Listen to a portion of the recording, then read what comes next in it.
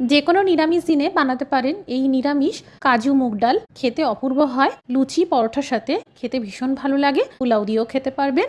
পরিমাণে 200 গ্রাম মুগ ডাল ভালো করে ধুয়ে নিন। এই মুগ ডাল প্রেসার কুকারে দিয়ে দিন। পরিমাণ মতো জল দিয়ে দিন, সামান্য করে হলুদ গুঁড়ো আর 2টো কাঁচা লঙ্কা দিয়ে মুগ ডাল সিদ্ধ করে নিন। ডাল সিদ্ধ হয়ে গেলে কড়াইতে সামান্য করে তেল আর 1 চামচ ঘি দিয়ে দিন। ফোড়নে দিন আস্ত জিরে, 2টো শুকনো আস্ত লঙ্কা, ফাটানো একটা এলাচ আর দারচিনি, 2 চামচ আদা বাটা দিয়ে দিন। গ্যাসের আঁচটা কম রেখে হালকা করে ভেজে নিন। যেহেতু কাজু মুগ ডাল তাই কাজুর পরিমাণ বেশি থাকবে। আপনারা চাইলে ভাঙা কাজু দিতে পারেন। কাজু আর কিশমিশ হালকা করে ভাজা হয়ে গেলে দিয়ে দিন পনির, দিয়ে দিন আধা কাপ কোরানো নারকেল, চাইলে নারকেল কুচিও দিতে পারেন।